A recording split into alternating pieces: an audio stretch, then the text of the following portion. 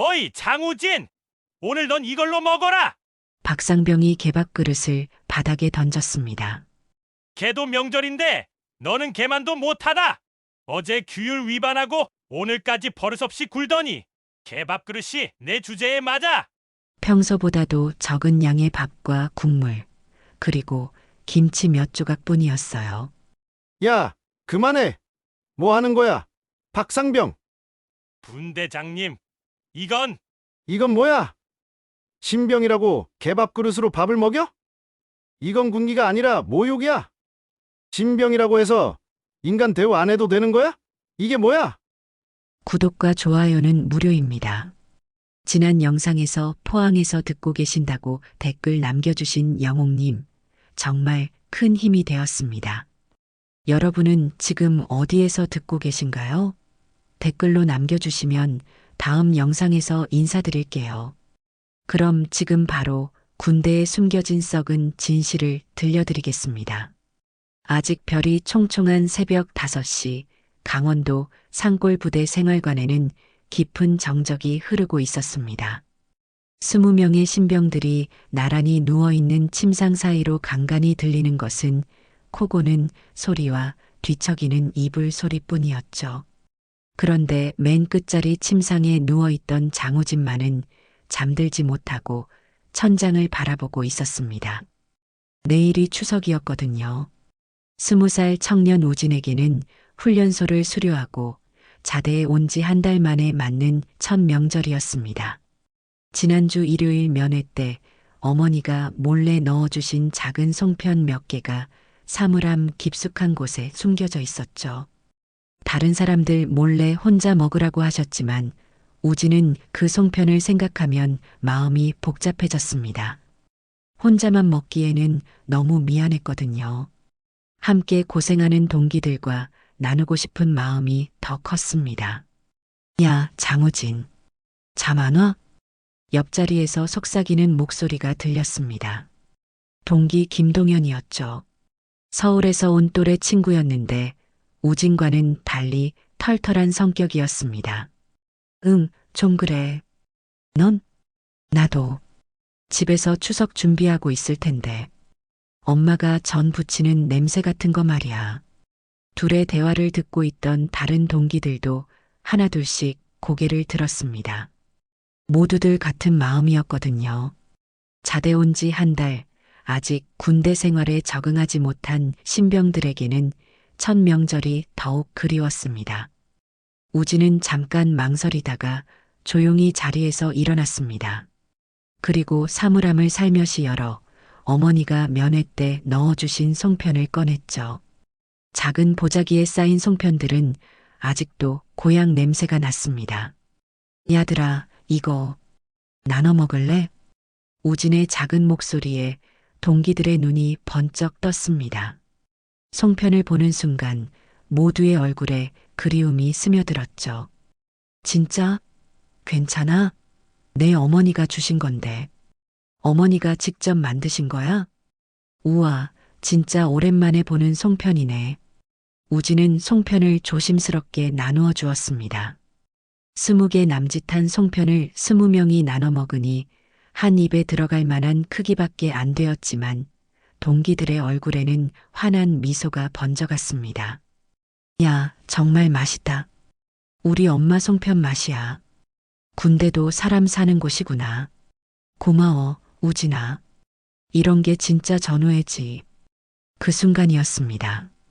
생활관 문이 갑자기 열리면서 박상병이 들어왔죠. 1등병 계급장을 달고 있지만 벌써 1년 가까이 부대에서 지낸 고참이었습니다. 키가 크고 어깨가 넓어서 신병들에게는 무서운 존재였죠. 뭐 하는 거야, 너희들? 갑작스러운 목소리에 동기들은 모두 얼어붙었습니다. 입에 넣었던 송편도 삼키지 못하고 그대로 있었죠. 박상병의 시선이 우진에게로 향했습니다. 장우진, 내가 나눠준 거지? 예, 그렇습니다. 감히 신병이 나눠? 허락받고 했어? 우진의 얼굴이 붉어졌습니다. 단순히 동기들과 나누고 싶었던 마음뿐이었는데 그것마저 잘못된 일이 되어버렸네요. 죄송합니다. 다음은 없어. 규율 위반이야. 신병이 감히 뭘 나눠주고 그래. 내가 선임이야? 박상병의 목소리가 점점 커졌습니다. 다른 동기들은 고개를 숙이고 있었고 우진만 혼자 서 있었죠. 마음속으로는 작은 기쁨마저 잘못인가라는 생각이 들었지만 감히 말로 표현할 수는 없었습니다. 면회 때 받은 거 혼자 처리하지 못해서 남들 귀찮게 하고 내일부터 내 행동 똑똑히 지켜볼 테니까 각오해. 박상병이 나가고 나서야 생활관에 다시 정적이 흘렀습니다. 동기들은 미안한 표정으로 우진을 바라봤지만 아무도 말을 꺼내지 못했어요. 우진은 자리에 누워서 또다시 천장을 바라보았습니다. 사실 우진에게는 한 가지 비밀이 있었습니다. 자신의 아버지가 군수사령관이라는 것이죠. 하지만 절대로 그 사실을 말하고 싶지 않았어요. 자신의 이름으로 군대 생활을 해보고 싶었거든요. 아버지의 권력에 기대고 싶지 않았습니다. 아버지 얼굴이 떠오르네. 하지만 절대 의지하지 않겠어. 우진은 그런 다짐을 하며 눈을 감았습니다. 내일이 추석이라는 것도 박상병의 따가운 시선도 모든 것을 견민해야 했어요. 자신만의 힘으로 말입니다. 다음 날 추석 아침 부대에는 특별한 분위기가 감돌았습니다. 평소보다 조금 늦은 기상 나팔 소리가 울려 퍼졌고 생활관 곳곳에서는 명절을 맞은 병사들의 웃음소리가 들렸죠. 하지만 우진만은 어젯밤 일 때문에 마음이 무거웠습니다. 야, 우진아. 어제 일은 신경 쓰지 마. 우리가 고마워했잖아. 동기 김동현이 다가와 우진의 어깨를 토닥였습니다. 다른 동기들도 미안한 표정으로 우진을 바라보고 있었어요. 아니야, 괜찮아. 내가 생각 없이 한 일이니까. 우진은 억지로 웃음을 지었지만 마음 한구석은 여전히 찜찜했습니다. 박상병의 차가운 시선이 계속 신경 쓰였거든요. 오전 훈련을 마치고 점심시간이 되었습니다. 평소와 달리 식당에는 추석 특식 냄새가 진동했어요. 김치찌개가 아닌 갈비탕 냄새였습니다. 병사들의 얼굴에는 기대감이 가득했죠. 우와, 진짜 갈비탕이다. 명절이라 그런지 고기도 많이 들어갔네. 동기들은 들뜬 목소리로 배식을 받았습니다. 하얀 쌀밥 위에 윤기 나는 갈비탕, 그리고 각종 반찬들이 푸짐하게 차려져 있었어요. 우진도 식판을 들고 배식줄에 섰습니다. 그런데 이상했습니다. 우진의 차례가 되자 취사병이 잠깐 멈칫했어요. 그리고 뒤를 힐끗 보더니 다른 그릇을 가져왔습니다. 우진의 식판에 올려진 것은 갈비탕이 아니었습니다. 식은 냉밥 한 그릇과 김치 몇 조각, 그리고 된장국 한 숟갈뿐이었어요. 마치 평상시 아침 식사보다도 못한 수준이었습니다. 이게 뭔가요? 우진이 조심스럽게 물었지만 취사병은 대답하지 않고 고개만 숙였습니다. 그 순간 뒤에서 박상병의 목소리가 들렸어요.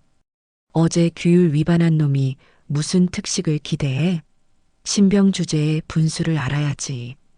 주변 병사들이 모두 돌아봤습니다. 갈비탕을 받아든 동기들의 얼굴이 굳어졌어요. 하지만 아무도 감히 말을 하지 못했습니다.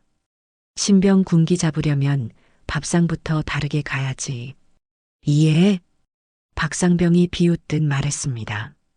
우진은 떨리는 손으로 식판을 들고 자리로 향했어요.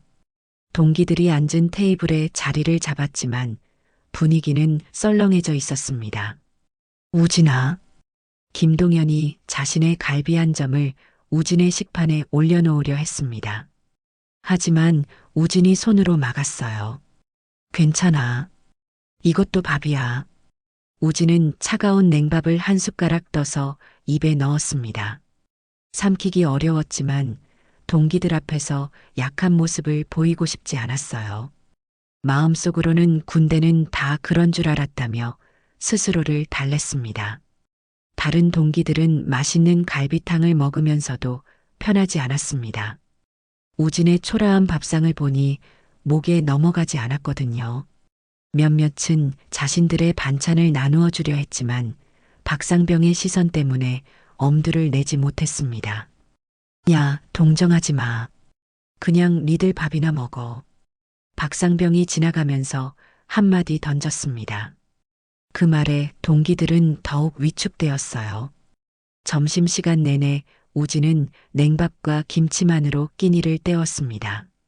배는 고팠지만 더 큰 문제는 마음이었어요. 단순히 동기들과 나누려던 마음이 이런 결과를 가져올 줄 몰랐습니다. 식사를 마치고 생활관으로 돌아가는 길, 우진은 혼자 뒤처져 걸었습니다. 동기들은 미안해하며 기다려주려 했지만 우진이 먼저 가라고 손짓했어요. 아버지 얼굴이 떠오른다. 하지만 절대 의지하지 않겠다. 우진은 마음속으로 다시 한번 다짐했습니다.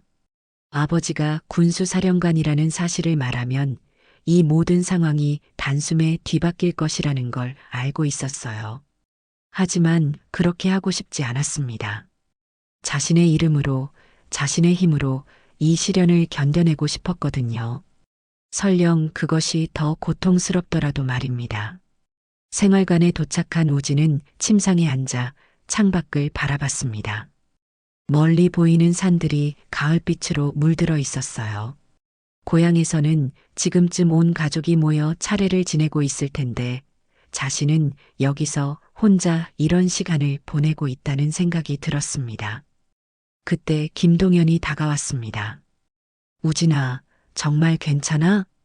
응, 괜찮아. 이런 것도 군대 생활이겠지. 우진의 담담한 대답에 김동현은 더 말하지 못했습니다. 하지만 두 사람 모두 알고 있었어요. 이것은 단순한 군기가 아니라 부당한 차별이라는 것을 말입니다. 오후가 되어서도 우진에 대한 박상병의 견제는 계속되었습니다. 다른 신병들은 명절이라 조금 여유로운 시간을 보낼 수 있었지만 우진만은 온갖 자비를 혼자 해야 했어요. 화장실 청소, 복도 닦기, 쓰레기 버리기까지 모든 것이 우진의 몫이 되었습니다. 저녁이 되어서야 우진은 잠시 쉴 수 있었습니다. 동기들은 모두 우진을 걱정했지만 섣불리 도와주었다가 자신들도 표적이 될까 두려워했어요. 그런 동기들의 마음을 우진은 충분히 이해했습니다. 밤이 깊어가면서 우진의 마음도 더욱 무거워졌습니다. 첫 명절을 이렇게 보내게 될 줄 몰랐거든요. 하지만 포기할 수는 없었습니다. 자신만의 힘으로 이 모든 것을 견뎌내야 했으니까요. 추석 오후 훈련이 끝나고 저녁 시간이 되었습니다. 하루 종일 온갖 자빌에 시달린 우진은 지친 몸을 이끌고 식당으로 향했어요. 점심때 냉밥과 김치로 연명한 배는 여전히 고팠지만 또 다른 굴욕을 당할까봐 걱정이 앞섰습니다. 다른 동기들은 명절 분위기에 젖어 웃음소리를 내고 있었지만 우진만은 무거운 발걸음이었어요. 김동현이 우진의 어깨에 손을 올렸습니다. 우진아, 저녁은 괜찮을 거야. 점심에 너무 심했잖아. 그래, 분명 이제 그만둘 거야. 다른 동기들도 우진을 위로했지만 우진은 별로 기대하지 않았어요. 박상병의 성격을 하루 만에 파악했거든요. 저녁 배식줄에 서자 취사병들이 서로 눈짓을 주고받는 게 보였습니다. 우진의 차례가 되자 취사병이 잠깐 망설였어요. 그리고 평범한 저녁 식사를 우진의 식판에 담아주었습니다. 우진은 의외였습니다. 밥과 국, 반찬들이 다른 병사들과 똑같았거든요. 혹시 박상병이 마음을 바꾼 걸까요? 그때였습니다. 어이, 장우진. 뒤에서 박상병의 목소리가 들렸습니다. 식당 전체가 조용해졌어요. 우진이 돌아보니 박상병이 뭔가를 손에 들고 서 있었습니다. 그것은 낡고 녹슨 개밥 그릇이었습니다. 가장자리가 울퉁불퉁하고 여기저기 상처가 난 철제 그릇, 오랫동안 사용되어 녹이 슬어있는 그런 그릇이었죠. 보기만 해도 징그러운 개밥 그릇이었어요. 오늘 넌 이걸로 먹어라. 박상병이 개밥 그릇을 바닥에 던졌습니다. 쨍그랑 하는 소리가 식당 전체에 울려 퍼졌어요. 모든 병사들의 시선이 그쪽으로 향했습니다. 걔도 명절인데 너는 걔만도 못하다. 박상병의 말에 우진의 얼굴이 창백해졌습니다. 주변에서 동기들의 작은 한숨소리가 들렸어요. 어제 규율 위반하고 오늘까지 버릇없이 굴더니 이제 정신 차려야겠어. 개밥 그릇이 내 주제에 맞아. 동기들의 시선에는 동정과 두려움이 뒤섞여 있었습니다. 도와주고 싶지만 자신들도 표적이 될까 무서워하는 표정들이었어요. 김동현은 주먹을 꽉 쥐고 있었지만 감히 나서지 못했습니다. 우진은 떨리는 손으로 식판을 내려놓았습니다. 그리고 바닥에 떨어진 개밥 그릇을 집어들었어요. 차가운 철 감촉과 거친 표면이 손바닥을 통해 전해졌습니다. 취사병은 어쩔 줄 모르며 개밥 그릇에 밥을 퍼주었습니다. 평소보다도 적은 양의 밥과 국물, 그리고 김치 몇 조각뿐이었어요. 우진이 동기들이 앉은 테이블로 향했습니다. 개밥 그릇을 든 자신의 모습이 얼마나 초라한지 모든 사람들이 다 보고 있다는 생각이 들었어요. 자리에 앉은 우진은 떨리는 손으로 숟가락을 들었습니다. 개밥 그릇의 거친 표면에 숟가락이 부딪히며 쇠소리를 냈어요. 그 소리가 식당 전체에 울려 퍼지는 것 같았습니다. 우진아. 김동현이 안쓰럽다는 표정으로 바라봤지만 우진은 고개를 저었어요. 이미 이렇게 된 이상 어쩔 수 없다고 생각했습니다. 바로 그 순간이었습니다. 야, 그만해. 큰 목소리가 식당을 가로질렀습니다. 분대장 김병장이었어요. 하사 계급장을 단 그는 박상병보다 훨씬 높은 선임이었습니다. 뭐 하는 거야, 박상병? 김병장이 성큼성큼 걸어왔습니다. 그의 얼굴에는 분노가 가득했어요. 평소 온화한 성격이었던 김병장이 이렇게 화내는 모습은 처음이었습니다. 분대장님, 이건 뭐야? 신병이라고 개밥 그릇으로 밥을 먹여? 김병장이 우진에게서 개밥 그릇을 빼앗았습니다. 그리고 박상병을 노려보며 말했어요. 이건 군기가 아니라 모욕이야. 김병장의 목소리가 식당 전체에 울렸습니다.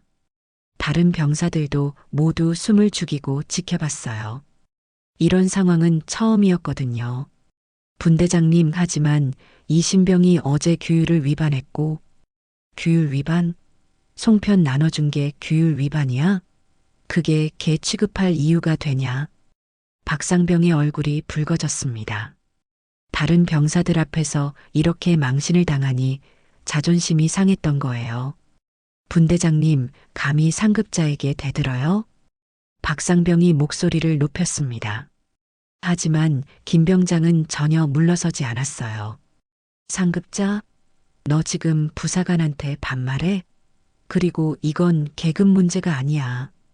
김병장이 개밥 그릇을 바닥에 내던졌습니다. 쨍그랑 소리와 함께 그릇이 굴러갔어요. 신병이라고 해서 인간 대우 안 해도 되는 거야? 이게 뭐야? 두 사람의 대치 상황이 계속되었습니다.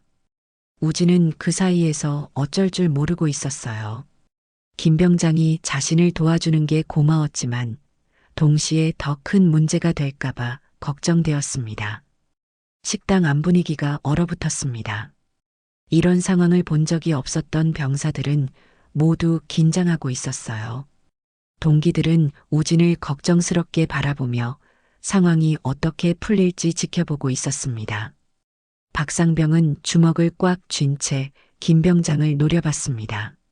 자신의 권위에 도전받는 게 못마땅했던 거예요. 하지만 계급상으로는 김병장이 위였기 때문에 함부로 대들 수도 없었습니다. 우진은 마음속으로 생각했습니다. 이렇게 되면 김 병장님까지 문제가 생기는 거 아닌가? 나 때문에 다른 사람들이 피해를 당하면 안 되는데. 상황은 예상치 못한 방향으로 흘러가고 있었습니다.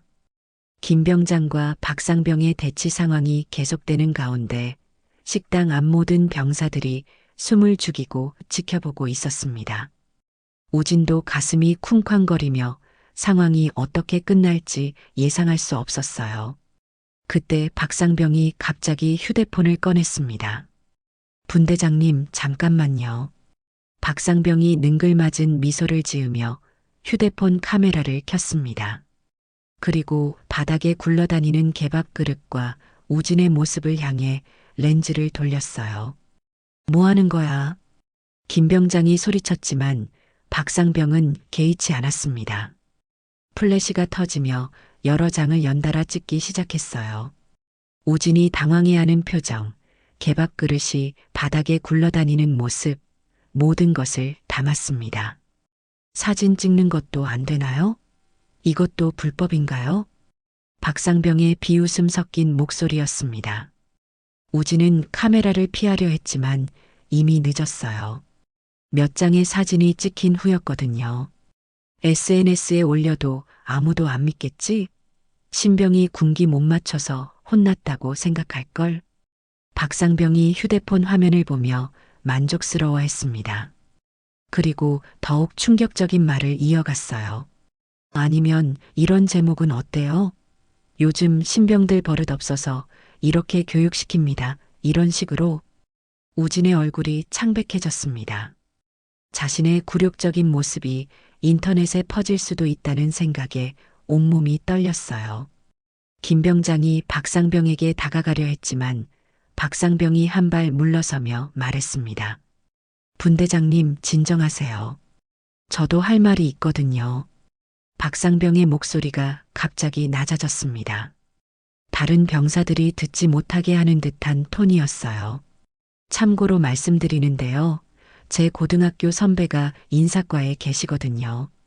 김 병장의 표정이 굳어졌습니다. 불길한 예감이 들었거든요. 분대장님, 진급평가가 다음 달이죠?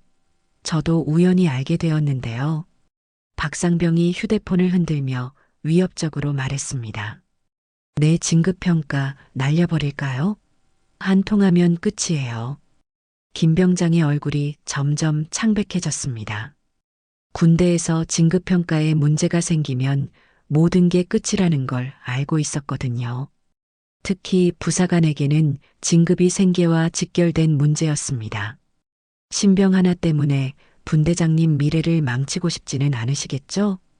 노골적인 협박이었습니다. 식당에 있던 다른 병사들도 이 대화를 듣고 충격을 받았어요. 이런 일이 실제로 벌어질 줄 몰랐거든요. 김 병장은 주먹을 꽉 쥔 채 떨고 있었습니다. 분노와 절망이 뒤섞인 표정이었어요. 하지만 어쩔 수 없었습니다. 저는 괜찮습니다. 우진이 떨리는 목소리로 말했습니다. 분대장님, 신경 쓰지 마세요. 제가 알아서 할게요. 하지만 김 병장은 결국 고개를 돌렸습니다. 박상병의 협박에 굴복한 것이었어요. 우진은 그 모습을 보며 절망감이 몰려왔습니다. 이제 정말 아무도 나를 도와줄 수 없구나. 식당을 나온 후 생활관으로 돌아가는 길, 동기들 사이에서 웅성거림이 시작되었습니다. 야, 이건 진짜 아니야. 너무 심한 거 아니야? 김동현이 분노에 찬 목소리로 말했습니다. 맞아. 이건 군기가 아니라 괴롭힘이야. 누군가는 신고해야 해. 몇몇 동기들이 동조했습니다. 하지만 다른 동기들은 다른 반응을 보였어요. 야, 괜히 나서면 우리도 똑같이 당할 수 있어. 참자. 맞아. 우리가 뭘 할 수 있겠어? 그냥 조용히 넘어가는 게 나아. 생활관에 도착해서도 논쟁은 계속되었습니다. 동기들이 두 편으로 나뉘어 대립했어요. 참자 파와 아니다. 이건 범죄다 파로 분열된 것이었습니다. 우진이가 뭘 잘못했다고 저런 취급을 받아야 해? 송편 나눠준 게 그렇게 큰 죄야? 그래도 괜히 건드리면 우리까지 표적이 될 수 있어. 신중하게 생각해봐. 신중하게. 지금 우리 동기가 개밥 그릇으로 밥 먹으라는데 가만히 있으라고? 그렇다고 우리가 뭘 할 수 있어? 박상병 말 들었지? 인사과에 아는 사람 있다고 하는데 동기들의 갈등이 점점 심해졌습니다. 우진은 그 모습을 보며 마음이 더욱 무거워졌어요. 내 때문에 동기들끼리 싸우고 있네. 우진은 자리에 앉아서 생각에 잠겼습니다. 내가 버티면 다른 동기들이 구원받을까? 아니면 더 망가질까? 복잡한 감정들이 가슴속을 휘몰아쳤습니다. 자신 하나 때문에 분대 전체가 분열되고 있다는 사실이 견디기 어려웠어요. 김동현이 우진 옆에 앉았습니다. 우진아, 너무 자책하지 마. 내 잘못이 아니야. 고마워, 동현아. 하지만 내 때문에 너희들이 싸우는 걸 보니까 무슨 소리야? 이건 옳고 그름의 문제야. 내 잘못이 아니라고. 하지만 다른 동기들의 시선은 차가웠습니다. 몇몇은 우진을 동정하면서도 자신들에게 피해가 올까봐 거리를 두기 시작했어요. 밤이 깊어가면서 생활관 분위기는 더욱 무거워졌습니다. 평소라면 웃고 떠들었을 시간인데 모두들 조용히 자기 일만 하고 있었어요. 우진은 침상에 누워 천장을 바라봤습니다. 오늘 있었던 일들이 머릿속을 맴돌았어요. 개밥그릇, 박상병의 협박, 김병장의 절망적인 표정, 그리고 분열되는 동기들. 정말 이대로 끝나는 건가? 앞으로도 계속 이런 식으로 살아야 하나? 우진의 마음속에는 절망감이 짙게 깔려 있었습니다. 하지만 동시에 분노도 있었어요. 이런 부당한 일이 계속되어서는 안 된다는 생각도 들었습니다. 아버지한테 말하면 한 번에 해결될 텐데. 하지만 그렇게 하고 싶지 않아. 우진은 여전히 자신의 힘으로 이 상황을 해결하고 싶었습니다. 아버지의 권력에 기댈 생각은 없었어요. 소등 시간이 되자 생활관이 어둠에 잠겼습니다. 하지만 우진은 쉽게 잠들 수 없었어요. 내일은 또 어떤 일이 벌어질지, 동기들과의 관계는 어떻게 될지 모든 것이 불안했습니다. 어둠 속에서 여기저기서 뒤척이는 소리가 들렸습니다. 아마 다른 동기들도 잠들지 못하고 있는 것 같았어요. 모두가 내일을 걱정하고 있었습니다.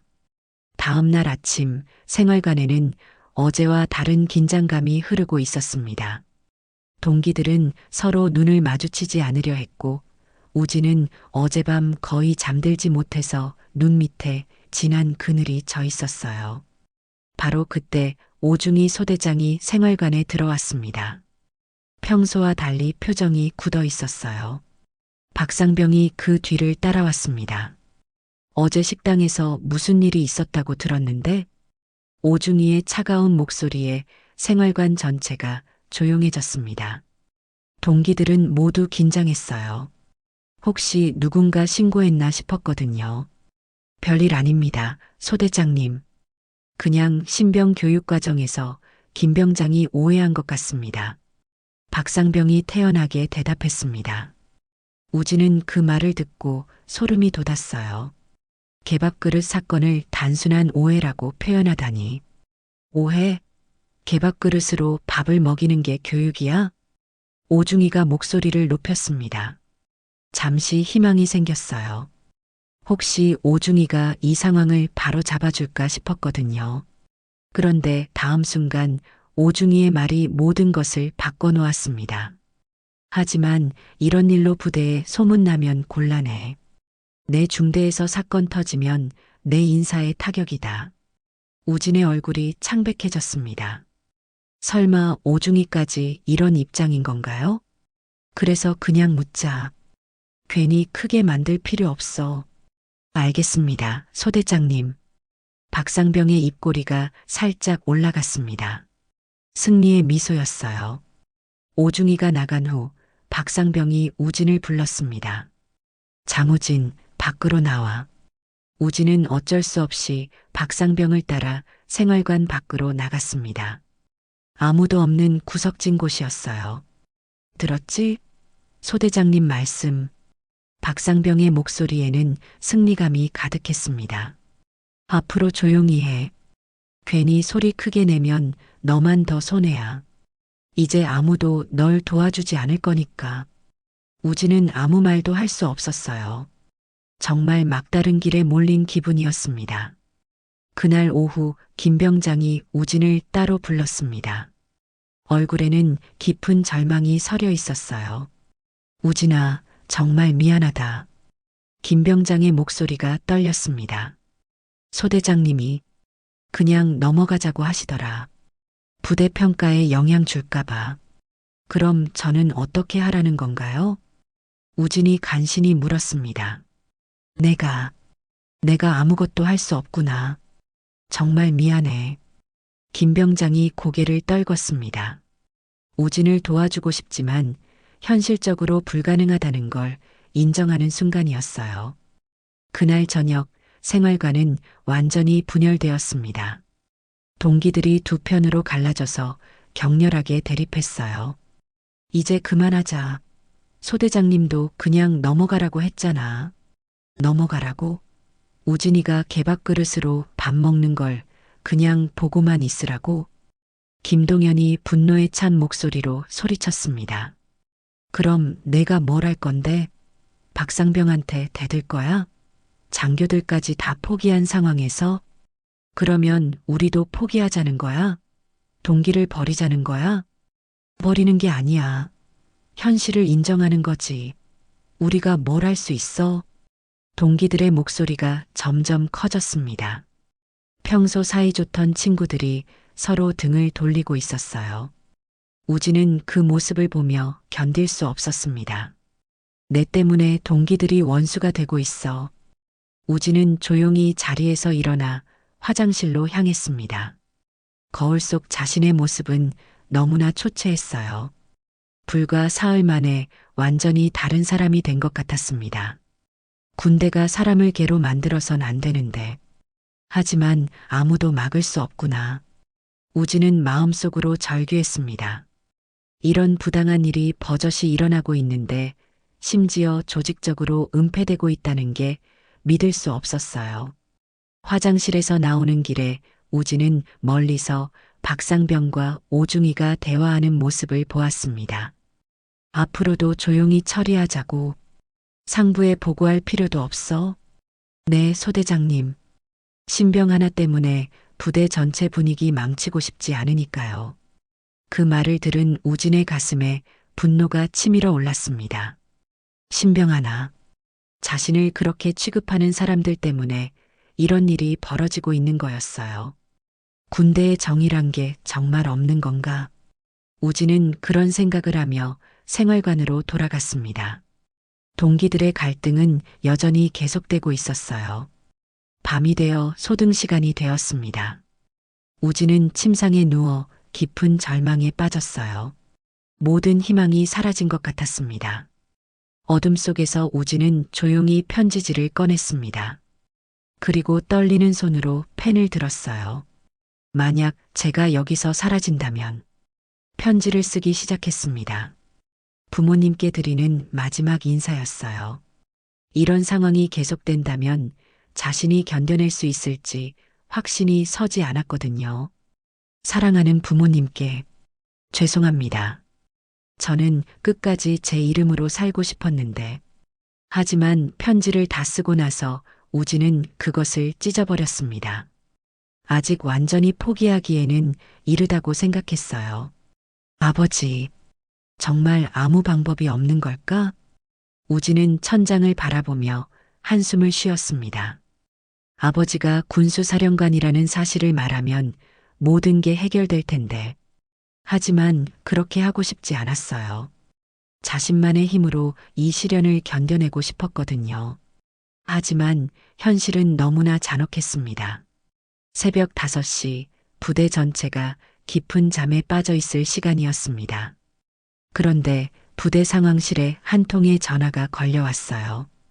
밤 근무를 서던 당직사관이 졸음을 쫓으며 전화를 받았습니다. 여보세요. 육군 제7사단입니다. 안녕하세요. 국방부 국민신문고입니다. 귀부대 관련 긴급 민원이 접수되어서 연락드립니다. 당직사관의 졸음이 단번에 사라졌습니다. 새벽에 걸려오는 국방부 전화는 보통 심각한 문제를 의미했거든요. 어떤 내용인지요? 신병이 개밥그릇으로 밥을 먹었다는 익명 제보입니다. 상당히 구체적인 증언이 들어왔습니다. 당직사관의 얼굴이 굳어졌어요. 이런 일이 외부에 알려지다니. 오늘 오전 중으로 감찰반이 긴급 파견될 예정입니다. 관련자들 소집해 두시기 바랍니다. 전화가 끊기자 당직사관은 식은땀을 흘리며 급히 상급자에게 보고했습니다. 부대 전체가 비상사태에 돌입했어요. 같은 시각 취사병 정일병은 자신의 침상에서 뒤척이고 있었습니다. 어젯밤 국방부 신문고에 제보 전화를 한 후로 잠이 오지 않았거든요. 정일병은 평소 말수가 적고 조용한 성격이었습니다. 하지만 사흘 전 식당에서 본 광경은 도저히 잊을 수 없었어요. 개밥그릇을 바닥에 던지는 박상병 굴욕당하면서도 참아야 했던 우진, 그리고 협박에 굴복할 수밖에 없었던 김병장까지. 정말 제보를 잘한 걸까? 정일병은 여전히 고민스러웠습니다. 하지만 이미 돌이킬 수 없었어요. 그날 개밥그릇 사건이 벌어졌을 때 정일병은 식당 구석에서 설거지를 하고 있었습니다. 다른 사람들은 모두 앞쪽에서 상황을 지켜보고 있었지만 정일병만은 뒤쪽에서 모든 과정을 다 봤던 거예요. 박상병이 개밥그릇을 던지는 모습, 김병장이 막아서다가 협박당하는 모습, 심지어 휴대폰으로 사진을 찍는 모습까지 모든 것이 정일병의 눈에 들어왔습니다. 그날 밤 정일병은 잠들 수 없었어요. 계속 우진의 떨리는 모습이 떠올랐거든요. 누군가는 말해야 해. 이런 일이 그냥 묻혀서는 안 돼. 고민 끝에 정일병은 국방부 신문고에 익명으로 전화를 걸었습니다. 떨리는 목소리로 모든 상황을 자세히 설명했어요. 오전 8시 기상 나팔이 울리자마자 부대는 완전히 뒤바뀌어 있었습니다. 모든 간부들이 긴급회의에 소집되었어요. 박상병도 급히 호출되었습니다. 감찰반이 온다고? 누가 신고한 거야? 박상병의 얼굴이 새파래졌습니다. 어제까지만 해도 조용히 넘어갈 수 있을 줄 알았는데 설마 그 신병이 신고했나? 아니면 김병장? 오중이도 마찬가지로 당황했어요. 일단 관련자들 입 단속부터 하자. 아무도 함부로 말하지 마. 하지만 이들이 모르는 사실이 있었습니다. 제보자가 전혀 다른 사람이라는 것이었어요. 동시에 국방부에서는 또 다른 제보가 들어오고 있었습니다. 이번에는 비공식 채널을 통해서였어요. 군 관련 시민단체로부터 같은 내용의 제보가 접수된 거였습니다. 이 사건이 조직적으로 은폐되고 있다는 제보도 함께 들어왔습니다. 국방부 감찰실장이 긴급회의를 소집했습니다. 즉시 감찰반을 파견하십시오. 이런 일이 묻혀서는 안 됩니다. 오전 10시 국방부 감찰반이 부대에 도착했습니다. 평소 같으면 사전 통보가 있어야 하는데 이번에는 기습 감찰이었어요. 감찰반장이 가장 먼저 한 일은 증인 소집이었습니다. 취사병 정일병을 호출하십시오. 정일병이 감찰실로 들어갔을 때 가슴이 쿵쾅거렸습니다. 당신이 제보자입니까? 네, 맞습니다. 정일병이 떨리는 목소리로 대답했습니다. 왜 제보했습니까? 그냥 보고 있을 수가 없었습니다. 너무 부당했거든요. 정일병은 그날 본 모든 것을 자세히 증언했습니다. 박상병의 행동, 김병장이 막아서다 협박당한 과정, 그리고 휴대폰으로 사진을 찍은 일까지. 증거는 있습니까? 박상병의 휴대폰에 사진이 있을 겁니다. 제가 직접 봤거든요. 감찰반은 즉시 박상병의 휴대폰을 압수했습니다. 그리고 그 안에서 결정적 증거를 발견했어요. 우진이 개밥그릇 앞에 앉아 있는 사진들이었습니다. 한편 우진은 이 모든 상황을 전혀 모르고 있었습니다. 다른 신병들과 함께 평소와 같은 훈련을 받고 있었거든요. 야, 왜 이렇게 부대가 시끄러워? 김동현이 궁금해했습니다. 글쎄, 무슨 일인지 모르겠네. 우진도 의아해했어요. 아침부터 간부들이 바쁘게 움직이고 있었거든요. 그때 생활관에 급히 들어온 박상병을 봤습니다. 얼굴이 창백하고 식은땀을 흘리고 있었어요. 뭔가 일이 난 것 같은데? 동기들이 수군거렸지만 아무도 정확한 상황을 알 수는 없었습니다. 점심시간이 되었을 때 우진은 취사병 정일병과 마주쳤습니다. 평소 말을 거의 나누지 않았던 정일병이 우진을 보더니 고개를 끄덕였어요. 그 순간 정일병의 눈빛에서 우진은 뭔가 특별한 의미를 느꼈습니다. 뭔가 다른 게 있는 것 같은데? 우진은 가슴 한구석에서 희망 같은 것이 솟아오르는 걸 느꼈어요. 내가 말하지 않아도 혹시 세상은 누군가 보고 있었던 걸까? 그동안 절망만 있었던 우진의 마음에 작은 빛이 스며들기 시작했습니다. 아직 무슨 일인지 정확히 모르지만 뭔가 변화가 일어나고 있다는 걸 본능적으로 느꼈어요. 오후 2시 갑자기 부대에 긴급 방송이 울려 퍼졌습니다. 전 장병 운동장 집합. 우진도 다른 병사들과 함께 뛰어나갔습니다. 뭔가 중대한 일이 벌어지고 있다는 걸 직감할 수 있었어요. 운동장에는 이미 감찰반이 대기하고 있었습니다. 그리고 박상병과 오중이가 창백한 얼굴로 서 있었어요. 드디어 뭔가 시작되는 건가?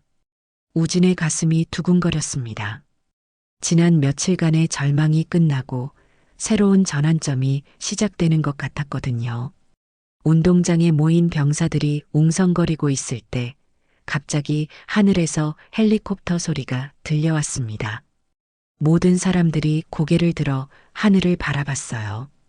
군용 헬기 한 대가 부대 상공을 선회하고 있었습니다. 저게 뭐야? 훈련용 헬기 아닌데? 군수사령부 소속 헬기 같은데? 병사들이 수군거렸습니다. 평소 같으면 며칠 전에 미리 공지가 있어야 하는데 갑작스러운 방문이었거든요. 박상병과 오중이의 얼굴이 더욱 창백해졌어요. 불길한 예감이 들었습니다.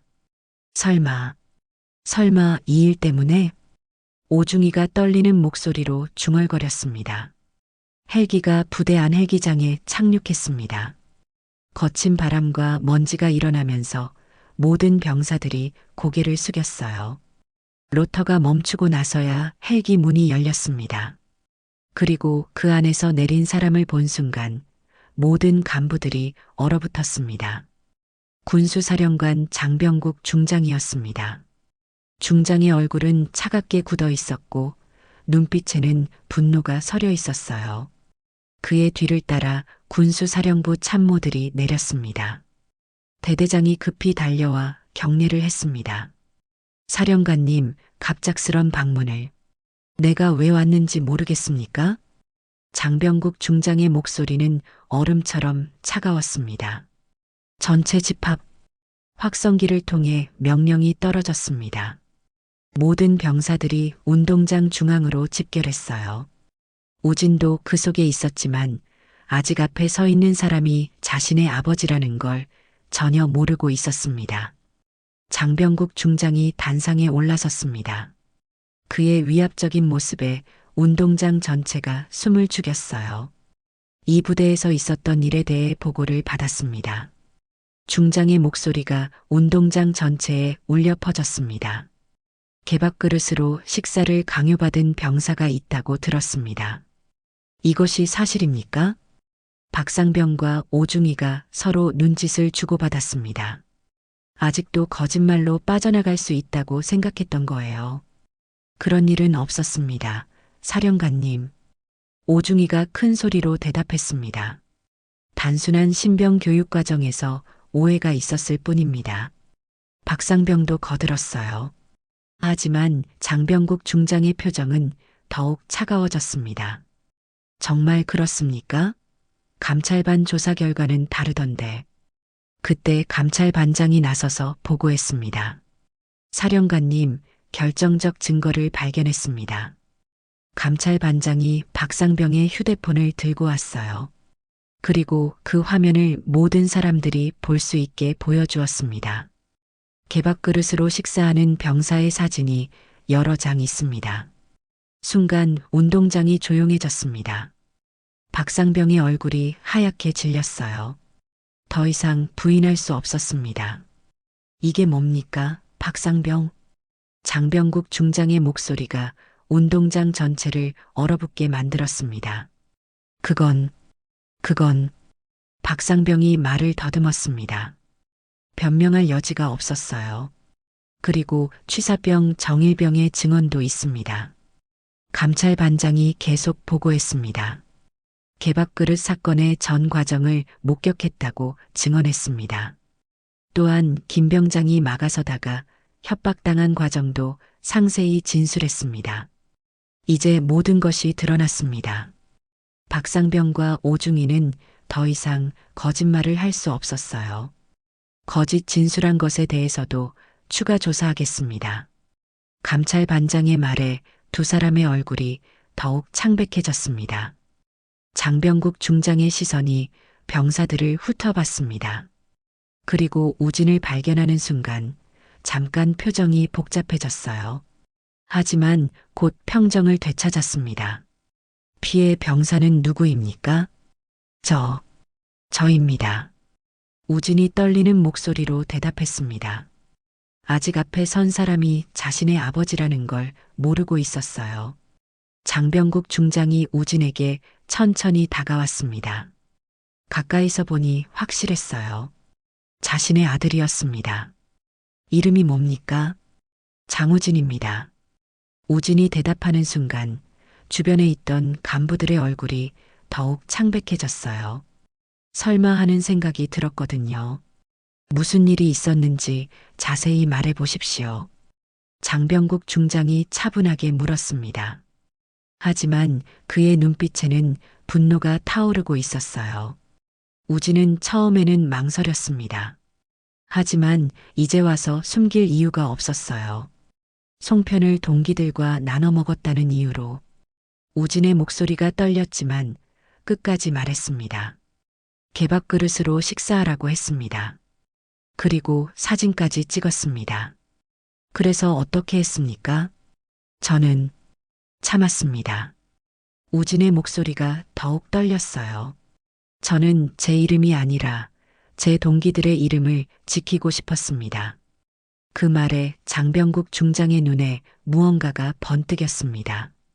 군대가 사람을 개로 만들어선 안 됩니다. 우진의 마지막 말이 운동장 전체에 울려 퍼졌습니다. 모든 병사들이 그 말에 숙연해졌어요. 장병국 중장은 잠시 침묵했습니다. 그리고 천천히 입을 열었어요. 너의 아버지로서가 아니라 군인으로서 답한다. 그 말에 우진의 눈이 커졌습니다. 내 말이 옳다. 장병국 중장의 큰 목소리가 운동장을 울렸습니다. 아버지, 우진이 어리둥절한 표정으로 장병국 중장을 바라봤습니다. 그제서야 깨달았어요. 앞에 서 있는 사람이 자신의 아버지라는 걸 말이에요. 내가 말한 게 맞다. 군대가 사람을 개로 만들어선 안 된다. 장병국 중장이 박상병과 오중이를 노려보며 말했습니다. 군기란 이름으로 인간의 존엄성을 짓밟는 행위를 절대 용납하지 않겠다. 운동장에 있던 모든 사람들이 숨을 죽이고 있었습니다. 역사적인 순간이 벌어지고 있었거든요. 박상병과 오중이는 즉시 영창 수감, 그리고 이 부대는 전면 재편한다. 장병국 중장의 명령이 떨어지자 헌병들이 나타나 두 사람을 연행했습니다. 우진은 아직도 믿을 수 없다는 표정이었어요. 자신의 아버지가 이렇게 나타날 줄 몰랐거든요. 박상병과 오중이가 헌병들에게 연행되는 모습을 지켜본 후 운동장은 깊은 정적에 빠졌습니다. 모든 병사들이 방금 벌어진 일을 믿을 수 없다는 표정이었어요. 우진도 마찬가지였습니다. 장병국 중장이 다시 단상에 올라섰습니다. 오늘부터 이 부대는 완전히 달라질 것입니다. 중장의 목소리에는 확고한 의지가 담겨 있었어요. 군기란 이름으로 모욕을 정당화하는 모든 관행을 뿌리 뽑겠습니다. 군대는 사람다운 곳이어야 합니다. 병사들 사이에서 작은 박수 소리가 시작되었습니다. 그리고 점점 커져서 운동장 전체를 울렸어요.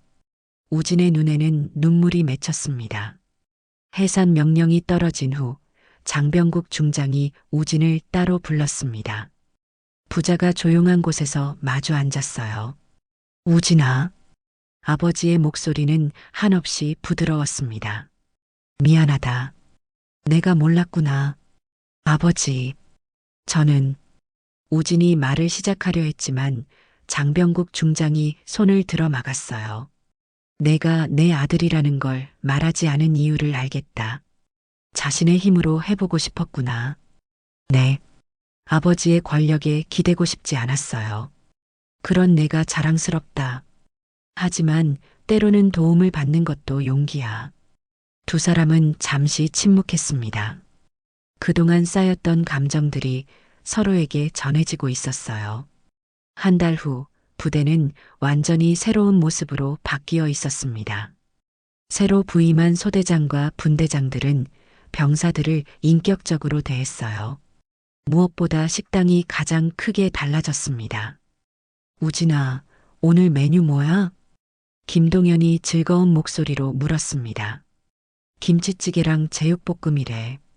우진도 밝은 표정으로 대답했어요. 배식줄에 선 모든 병사들이 똑같은 식판을 받았습니다. 계급에 관계없이 신병이든 고참이든 모두 같은 음식을 같은 그릇에 담아 먹었어요. 야, 정말 달라졌다. 맞아. 이제 진짜 군대 같아. 병사들의 얼굴에는 만족스러운 표정이 가득했습니다. 취사병 정일병이 우진에게 다가왔습니다. 우진아, 그때 제보한 거 괜찮았지? 정일병이 했구나. 정말 고마워. 우진이 진심으로 고개를 숙였습니다. 아니야, 당연한 일이었어. 그냥 보고만 있을 수는 없었거든. 정일병의 말에 우진은 다시 한번 깨달았어요. 세상에는 옳은 일을 위해 용기를 내는 사람들이 있다는 걸 말이에요. 점심시간, 우진과 김동현은 나란히 앉아 식사를 했습니다. 김 병장도 함께 앉았어요. 이제는 계급에 관계없이 자연스럽게 대화할 수 있는 분위기였습니다. 김 병장님, 그때 저를 도와주시려다가 고생하셨죠. 우진이 미안한 마음을 전했습니다. 아니야, 우진아. 오히려 내가 미안해. 끝까지 지켜주지 못해서. 하지만 김 병장님이 있어서 제가 견딜 수 있었어요. 적어도 혼자가 아니라는 걸 알 수 있었거든요. 김 병장의 얼굴에 미소가 번졌습니다. 이제 이런 일은 다시 일어나지 않을 거야.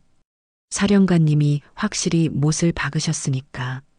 식사를 마치고 생활관으로 돌아가는 길, 우진은 동기들과 함께 웃으며 걸었습니다.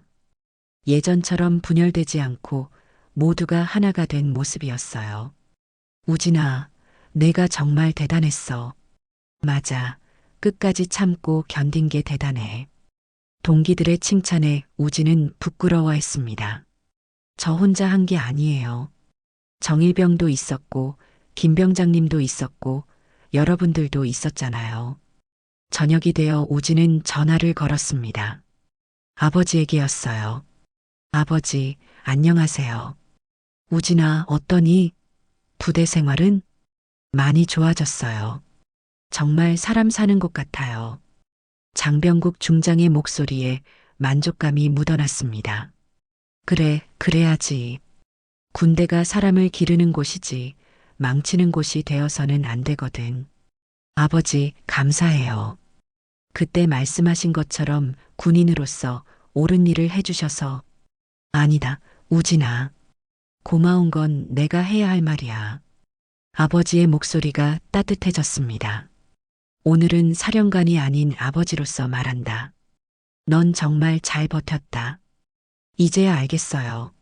제 이름보다 중요한 게 뭔지. 뭔데? 군대가 사람답게 바뀌어야 한다는 것이요. 그게 진짜 중요한 거였어요. 장병국 중장은 아들의 말을 듣고 마음이 뿌듯했습니다. 아들이 진정한 군인으로 성장하고 있다는 걸 느꼈거든요. 몇 달 후 우진이 속한 부대는 모범부대로 선정되었습니다. 인권을 존중하면서도 강한 군기를 유지하는 부대로 인정받은 거예요. 어느 날 우진은 신입 신병들을 맞이하게 되었습니다. 이제 그도 선임이 된 것이었어요. 안녕하십니까? 신병 박민수입니다. 새로운 신병이 떨리는 목소리로 인사했습니다. 반가워요. 장우진 일병입니다. 우진이 따뜻한 미소로 맞이했어요. 혹시 무서워요? 신병이 조심스럽게 물었습니다. 무서울 게 없어요. 여기는 사람이 사는 곳이거든요. 우진의 말에 신병의 얼굴이 밝아졌습니다. 군대가 뭔지 알려드릴게요. 서로 도우며 함께 성장하는 곳이에요. 우진은 그때를 떠올렸습니다. 개밥그릇 앞에서 절망했던 자신을, 동기들과 갈등하던 때를, 그리고 아버지와 다시 만난 그 순간을 말이에요. 선임님, 정말 괜찮을까요? 물론이에요. 우리가 지켜줄 테니까요. 우진의 대답에 신병은 안도의 한숨을 쉬었습니다. 그날 저녁 우진은 일기에 썼습니다. 오늘 새로운 동생들을 만났다. 예전에 내 모습을 보는 것 같았다. 하지만 이제는 다르다. 이곳은 정말 사람이 사람답게 살 수 있는 곳이 되었다. 그리고 나는 그런 곳을 만드는데 작은 힘을 보탰다. 우진은 펜을 내려놓고 창밖을 바라봤습니다. 별이 총총한 밤하늘이 아름다웠어요. 그리고 마음도 그 별처럼 반짝이고 있었습니다. 군대가 진짜 사람 사는 곳이 되었다는 것, 그것이 우진에게는 가장 큰 보람이었습니다. 한 사람의 존엄성이 얼마나 소중한지 깨닫게 해주는 이야기였습니다. 우진의 인내, 정일병의 용기, 김병장의 양심, 그리고 아버지의 사랑이 모여 기적을 만들었죠. 부당함 앞에서 침묵하지 않는 것이 얼마나 중요한지 보여줍니다. 이런 의미 있는 이야기가 좋으셨다면 구독과 좋아요 눌러주세요.